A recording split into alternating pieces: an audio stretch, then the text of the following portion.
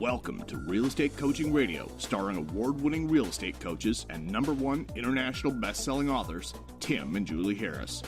Real Estate Coaching Radio is the nation's #1 daily radio show for realtors who demand authentic, real-time coaching. Get ready for fluff-free, unfiltered, full-strength honesty about what's truly working to get you into action, helping others, and making money now in today's real estate market. Now to our hosts, Tim and Julie Harris.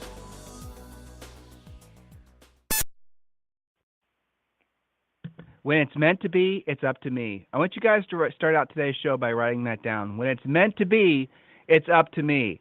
That takes the control back from things that maybe you were believing would help you achieve your success and puts it back on your shoulders. It's ultimately about what we like to call extreme responsibility. So start out your notes for today's show by saying, if it's meant to be, it's up to me. We'll talk more about that in a second. Julie, welcome to today's show. Thank you. It's always a pleasure to be here. I've got a great story right out of the front lines of real estate from one of our fantastic coaching clients when you are ready. And then I think we will wrap up our discussion about stuff they're no longer allowed to say out loud or to themselves along the lines of what you just said. Take responsibility, accountability, extreme ownership. If it's meant to be, it's up to me. So we are going to pivot and talk about investing starting tomorrow. In our book, Harris Rules, and thank you for continuing to make that the #1 international bestseller that it is. And if you're listening to us for the first time, hop on over to Amazon and do consider purchasing Harris Rules. It is available in all different formats, including audiobook.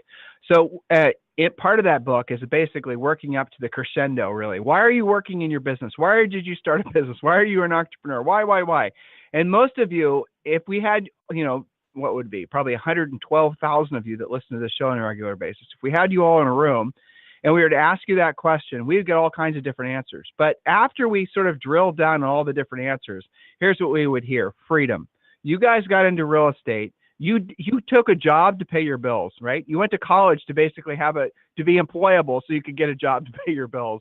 You got into real estate for the fulfillment of your dreams. Many of you got into real estate because you wanted to essentially take control of your lives and ultimately create freedom. That freedom, I have news for you, does not come from being your own boss. That actually is that's the biggest double-edged sword that there ever was, but that's a different conversation. The reality of it is most people will never experience freedom because they're not clear on how to define that. And really what freedom is where your money works for you. You no longer have to work for your money. By the way, that's also our definition of rich, and that's what we talk about in the book. So the whole point of you going through all your trials and tribulations of work and mastering your skills and becoming the best version of a salesperson that you can. Yes, I said salesperson. Boo, hiss, but there it is. You are a salesperson. The reason that you have to evolve to the point where you realize your highest and truest purpose on this planet is being of service to others. And then you have to mature to the point where you know every single day, if you want to have ever increasing successful things in your life, health, body, everything, it's all about doing what you don't want to do when you don't want to do it at the highest level. When you are able to make those things, at least in action at the same time, you will create massive momentum in your lives. And then you'll start to get closer and closer to the point where you can create financial freedom. And here's really the basic formula of it. Your goal should be, and this is not from your real estate practice. Some of you are saying, I have a real estate team and my real estate team creates whatever. Nope. I need you guys to seriously consider investing in rental properties that will soon someday be paid off. And maybe other businesses that you're not running where you're just an investor, those types of things. And you get to the point where the money coming in from those businesses covers all of your personal overhead. In other words, if you didn't list a house, sell a house, call a seller for a price reduction, trudge through the snow to open up a frosty lockbox, if none of those things actually happen and you just wanted to sit on the beach all day, guess what? You will be able to, because your money's working for you. You no longer have to work for your money. You will get a stack of checks or electronic transfer. Easier to accomplish that goal than you think. And most of you can accomplish that goal in 3 to 5 years, no matter where you're starting out. You just have to have a series of coming to Jesus sessions with yourself. And then when you do that, you will find that you'll start building massive momentum in the direction of having financial freedom. Again, I'll suggest that many of you, if we were to press you, would say the reason you got into real estate was financial freedom, but you've lost track of it. Or maybe the thought itself wasn't that gelled to begin with. Read our book and it will be. Julie, before you tell a story, I have to tell you a story and you will think I'm making this up. Are you ready? All right. I'm not making this up. Julie and I have been on solid coaching calls today, so this is actually the first time we've talked since early this morning. Joe in Reno, the number one agent in Reno, who we've been coaching for on and on, for basically 3 years. You know what I'm talking about? Yes, I Joe do. Wozniak. Okay, so listen, this is a true story. He just got back from Hawaii, and Julie has a client who lives in Maine rather, and he just got back from Hawaii. And Julie, Joe told me that he was the underbidder on the same pineapple farm that your buyer in Maine was trying to buy. I kid you not. No way. That's amazing. Yeah, I know. Isn't that crazy? Sorry so for we had Joe. we had two coaching clients. I haven't heard from him yet. Yeah, but isn't that crazy? So listeners, Julie has been telling me this story about one of her clients that basically is living in Maine where they got like 40 feet of snow on the ground. And the guys are frequent her, what's his first name, Julie? Remind me? Sean, right? Sean Bernard, right? Yeah. Yeah. And Sean goes to Hawaii all the time. Sean's an incredibly successful agent in Maine, has a great real estate business, has wanted to live in Hawaii. I guess if you live in Maine, that's, who doesn't want to live in Hawaii, really? You're in the right. Massachusetts, right. Same area, lots of snow. Okay. So he flies out there on a regular basis, and he's been trying to, figure out a way that he could actually live out there.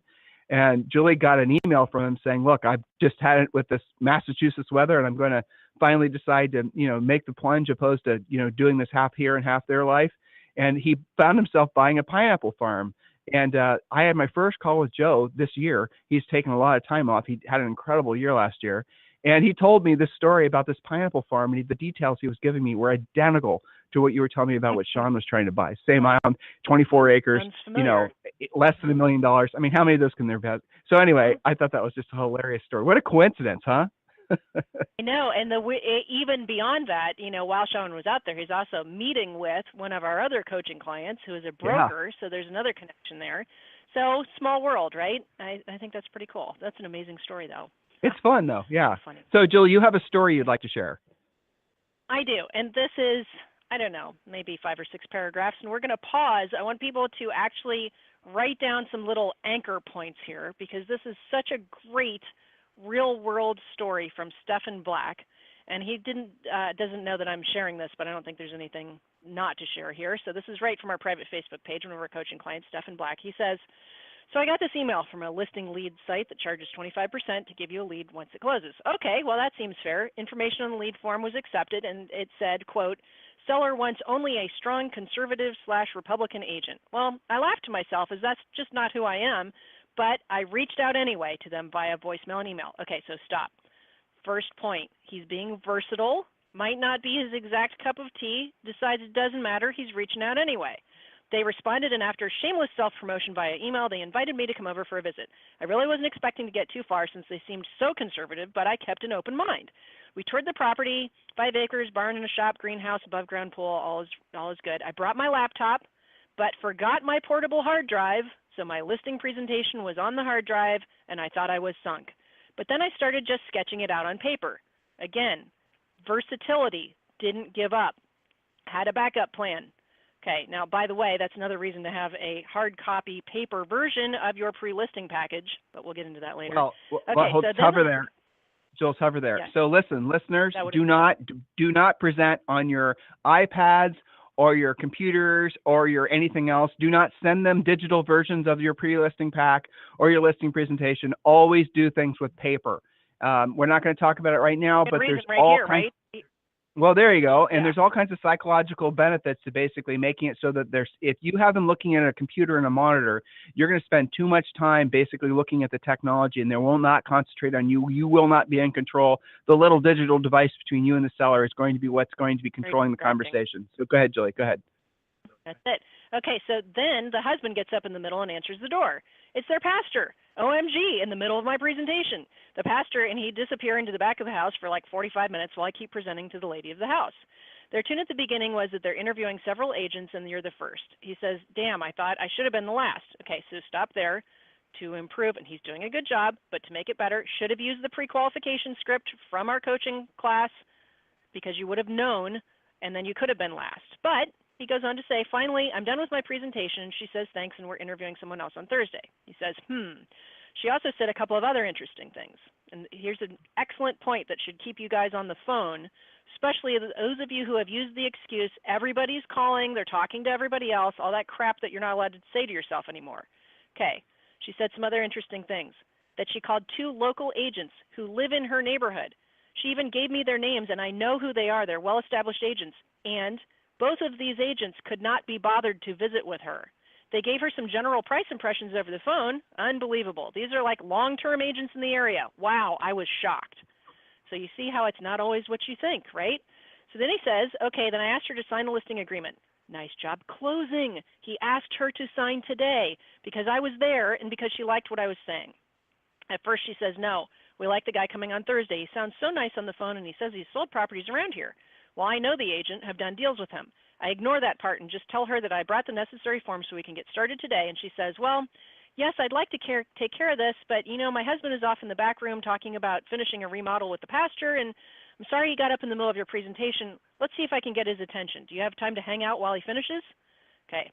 So then our client goes on to say, long story short, although too late for that, but she finally gets hubby back at the table, and I hit all the major points in my presentation one more time, and then I just pull out the listing agreement. That's the assumptive close, listeners. And I say, we can post-date it for when you get back from your trip to Arizona, when you'll be picking out where you'll be picking out your new house. It's keeping them motivated. And they just say one more time, well, we need to see what the other agent has to say on Thursday. Okay, so at this point I realize I know this agent, and I live 10 minutes out from the property, but he lives 40 minutes away. So I play that card saying I can do last-minute showings, and I don't mind since I live so close by. There's silence. They look at each other, and I just push the documents towards the husband, and he says, where do I sign? Okay. So he says, okay, I'm excited about this because this is the new me as a result of simply listening to daily coaching calls and great podcasts. And no, I'm not being paid to say this. Before this coaching from Tim and Julie, I would have just folded at the least sign of resistance. But I just hung out and said, let's take care of this now. Here I am. And they wanted to take care of it now. In the end, it was an item on their checklist, and they were glad they could check it off with confidence. He goes on to say, and this is the end, another thing, I offered to contact the agent they were going to interview next and tell him politely that they wanted to make sure, and I did, and I was polite, that he didn't need to come over. Thanks so much, Tim and Julie. Everything you teach us is true if we will only use it. I'm going to have a great year. So that was from Stephen Black. I know it was long, but I thought there were a lot of bullet points there. So, Stephen, listen, congratulations on taking a listing, but Stephen, starting at the top, you didn't pre-qualify. I mean, maybe you did for motivation, but you didn't know you were right. You didn't follow the whole pre-qualification process that's outlined in Premier Coaching. Number 2, I assume you sent the pre-listing pack ahead of time, but I didn't hear if you said that you did. Within your pre-listing pack, you're supposed to not only have all the pages of the pre-listing pack exactly as it's displayed on Premier Coaching. That's a copywritten, proven to work in every market and every price range pre-listing pack. But you also were supposed to include all the listing paperwork in the pre-listing pack, a CMA with a range, a net sheet with a range. So the range would be, say, $499. Let's say the low end would be $475 and the high end would be $525, showing them all the different possibilities are for what they might net. You're supposed to send all that over ahead of time, and the most important thing you're supposed to send is the 20 questions that they can use when interviewing other agents along with your answers. Stephen, all of that information is on the website. Just download it and use it exactly. You are only using what sounds to me like a third of the whole process. We have made it easier than you're making it on yourself, and a lot of the experiences you had, you would not have experienced the negative, gut clenching, butt puckering experiences you had there had you followed the whole process. And here's the other thing to consider. When you were there, I can tell you did not follow the actual listing process. You did not follow the pre-listing process, you did not follow the pre-qualifying process, and then you did not do the actual listing presentation correctly. I did not hear you say the word Sharpie close, another copywritten process that Julie and I created. That would have made your entire presentation a half hour long and at max, and they would have signed it and you would have been out of there. I did not hear you talk about going on a tour with a digital recorder. So where do you go with this? You can either feel like I'm beating up on you, which I am a little bit, to the point of you need to start making changes, or you can realize how much, frankly, now that you're willing to, you're setting appointments, you're showing up, you're asking to have the contract signed, if you were to start following the overall process, you can actually do things at a higher level with more efficiency and have a more of an assured outcome. So everyone who's listening, you guys are all celebrating his victory, and so are we. But the fact is there were so many points in that story that Julie was just reading where I could see that he could have failed. Yeah, he's just getting started, but there's so many points where he could have set himself up for failure, and he didn't. I mean, he fortunately was able to take the listing, but the moral of the story here is Stephen and everybody else, Right. It's you are risking way too much on that listing by not following our process. You're already paying for it as part of Premier Coaching. Just use it. It's easier. It makes your life less stressful, because then if you don't follow the process as closely as possible, what's going to happen is you're going to be winging it too often, which means that sometimes you'll do things one way, the others you'll do it another, and you won't have consistent results. This is a business approach to your business. Well, here's the good part. You can see from his story that he has deeply applied the mindset that we teach, like not giving up, continuing to close, being versatile. And now, and you had a victory, which is great, but I would agree with Tim here that it was still highly at risk. It could have gone the other way. Imagine how great you'll feel when you apply the actual structure and scripts in addition to your new improved mindset. Now you're going to be really unstoppable, because at the end of what he said was this is going to be his year. He feels really great about it. Well, imagine how you're going to feel when you're that much stronger because you're following a real system. So just thought that was a great example to share with our listeners. That's right. Thank you for sending it in. And anyone else wants to send stories in, we're just trying to help. So we are going to be critical. Motivation, true everlasting motivation, comes from knowing that you have the skill set. Right. I mean, it's we're not here just to rah you guys and tell you little stories and make you feel a certain way. We're not going to try to pull at your heartstrings and read little chicken soup from the soul stories like everybody else does. What we're doing is we're focusing on giving you tactical, practical information that's not just making you feel a certain way. Oh, Julie, I feel warm and fuzzy and I feel motivated. That's just temporary feelings. Temporary feelings are useless and they're worthless. From our perspective of being coaches and presenters, guess what? Doing that type of presenting is easier. Telling you guys motivational stories and doing raw bullshit is easier than what we do. We give you real information that's designed to actually help you. That means we have to be frosty and stay working all the time. Well, what's the end result? You guys have a lot more success quicker. And it's also, we think, the only real way of doing what we do with integrity, if we make sure that when we're communicating with you guys in any of our formats, be it private coaching calls, be it, semi-private coaching calls or on the podcast or whatever else in person, we never will allow ourselves to be lazy or coast. If we know there's a way or that we can say something or do something where you guys are going to get maximum benefit from it, we will always do it. So we're finishing up the points that we started on. Julie didn't want me to, I know I finished up on point 15 and I said I was going to wrap it up yesterday, but Julie wants to drill down on the last 5 points. So jump in, Julie. Yeah, and some of these are easier than others to get across. So number 16, I don't have the proper degree or designation. Really? Real estate is one of the best, easiest, fastest ways to get into your career without that requirement. You don't have to have some real estate designation to go list a property tonight. That's pretty awesome. Designations are great, but don't use it as an excuse that you don't have one, okay? Lots of very successful agents that are just simply licensed. Point number 17, I don't want to be pushy or aggressive. Boy, if I had $1 for every time I heard that on a coaching call. I don't want to be seen like that agent, like a salesperson. So here's the example that I wanted to use on this, Tim, so we covered this point. I think everyone has an example they can think of when they left their house or their office with the mission of buying something specific, be it a car, a big screen TV, a new iPhone, and they went to the place they were going to do it. They're all geeked up. They're getting their new what have you today. And there were salespeople there, but they didn't give them the time of day. They didn't walk up to you. They didn't say, how can I be of service? How can I help you? What happens in that situation? Let's say that you're going to go buy a new Lexus today, and the salespeople kind of blow you off. They sit at their desks. You're wandering around. You're opening the car doors. You need help, but nobody gets up to help you.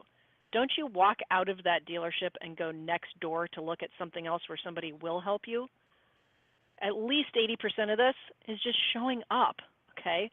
When somebody wants to do something, they want you to close them. And by the same token, when you're prospecting and doing lead follow-up, if they don't need your help, don't translate that as rejection. They just flat out don't need your help. When you make it about you and you make it about rejection and you use the excuse, I don't want to be pushy or aggressive, that's an expression of ego. Would you agree with that, Tim? It's not obvious. Sure, of course. Well, let's drill down on that. Your interpretation, to Julie's point, of what it is to be pushy and aggressive is not what the perceived or what the potential buyer or sellers is, right? In other words, so many of you guys will say, I'm not going to cold call, or I'm not going to make a call to my centers of influence and past clients. I'm not going to go talk to that FSBO.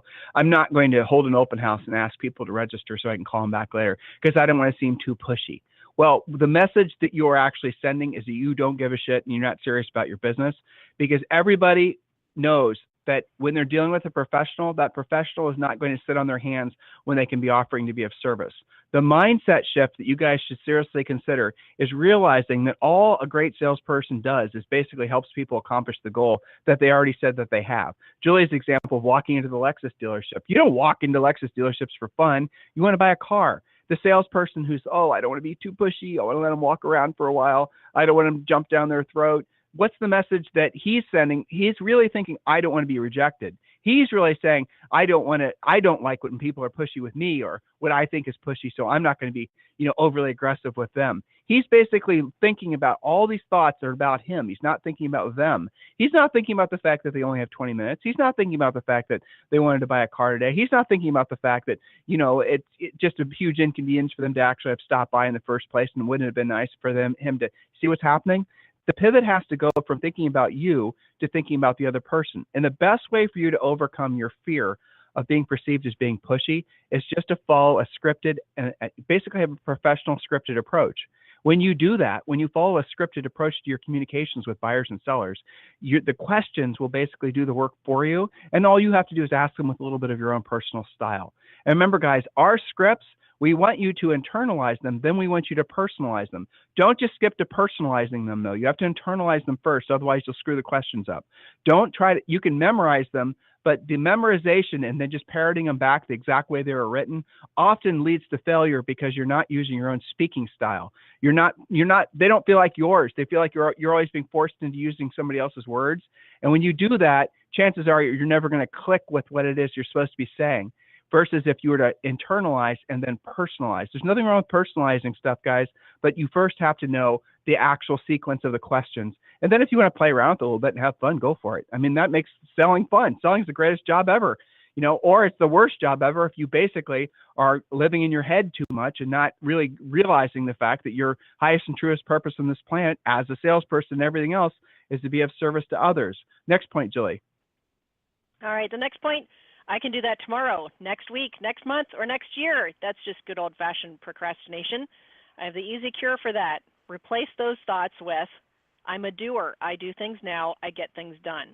Procrastination is also an expression of ego and laziness. And I'm not going to give it much more lip service because I want to kind of wrap this up. But memorize, I'm a doer. I do things now. I get things done. You say that even 10 times today, procrastination is no longer an option for you. I use it all the time. Okay, next, I don't have the energy. Well, you guys know how to get the energy. It's something you can indeed manufacture. Most people that are using that, that's another laziness excuse. You're probably not having a starting time and ending time regularly. You may or may not be having healthy eating, nutrition, not drinking too much types of habits. You can fix this. This is absolutely in your power, but mostly it's an excuse. So manufacture the energy. I'll tell you, ever since Orange Theory, I have more energy, not less, even though temporarily I'm exhausted from it. Your physical condition is a reflection of your fiscal condition. They do go hand in hand, and we've done entire shows about that. I'm sure we'll do more. Well, so hover there, okay. hover there for a second. And I know the last one Yep. you want to say, but hover there.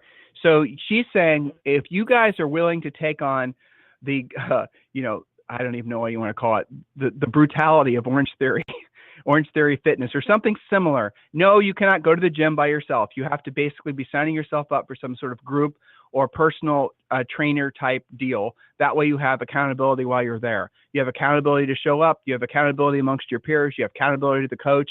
If you're not willing to do that, then you probably just are never going to actually show up at the gym on a regular basis. That's the reason there's so many gyms, guys, because so many people sign up for them and never go.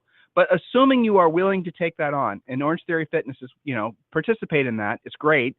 And then what happens is your physiology starts to change, your physical energy levels, your physiology in terms of your everything starts to change. And then the actual work in your business becomes unbelievably easy because you already have the energy flowing through. And when you do the heavy lifting of your business, the things you don't want to do when you don't want to do them at the highest level, after you've gone to the gym and done really what you didn't want to do it, the going to the gym and doing Orange Theory, when it comes back to the office and you do what Tim and Julie ask you to do, you're going to find that you're able to blaze through it because Orange Theory was so much easier than what we ask you to do.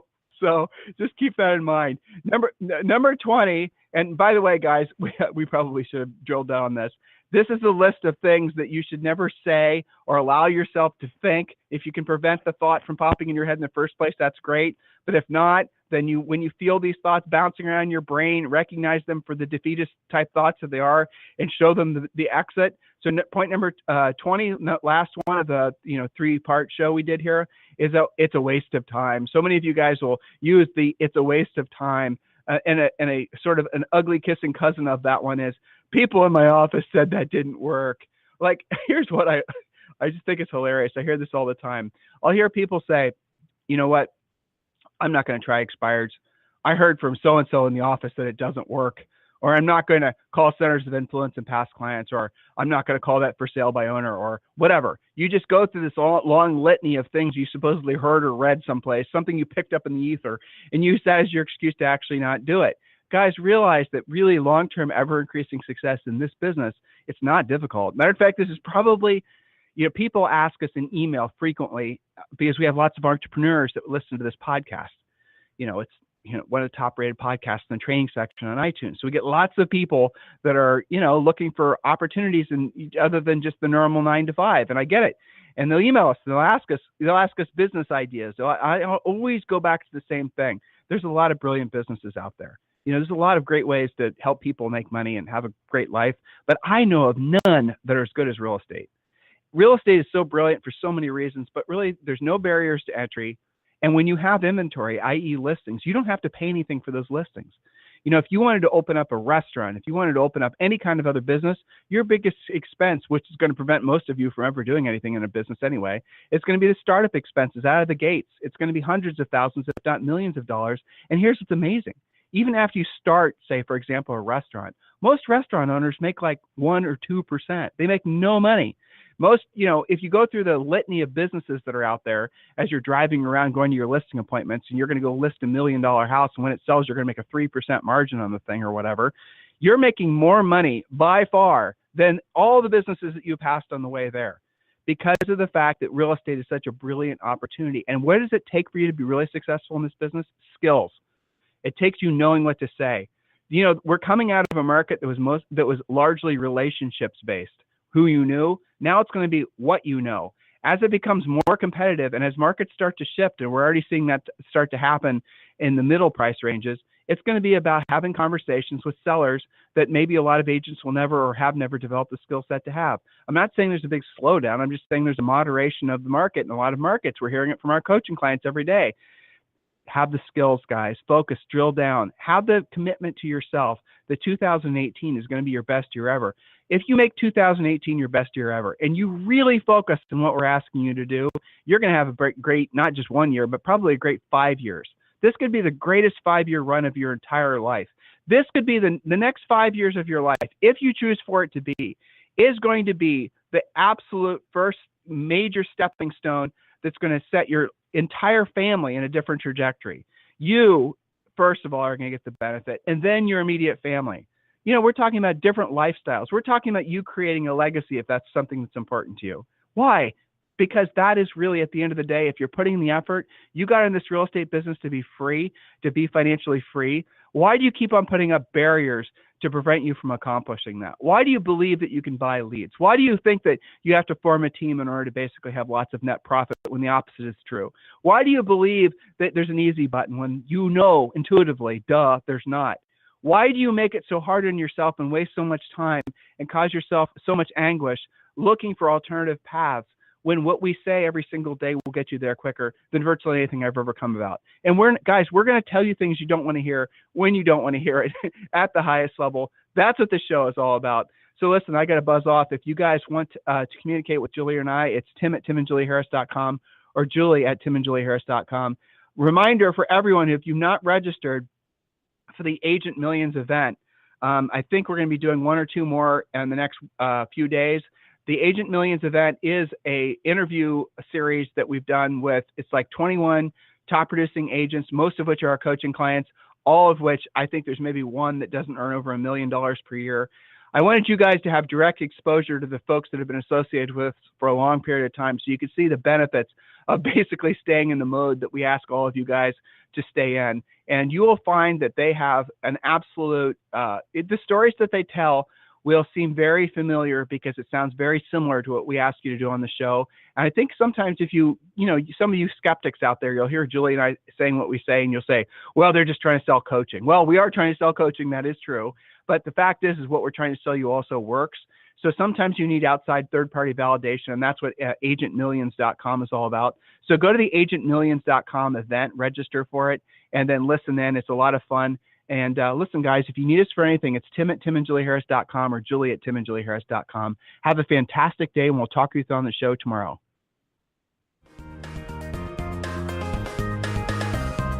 This program has been a presentation by Tim and Julie Harris, Real Estate Coaching. For more information on our real estate coaching and training programs, visit our website at timandjulieharris.com. Remember to tune in weekdays at noon for upcoming shows. And until next time, thank you for listening to Real Estate Coaching Radio with Tim and Julie Harris.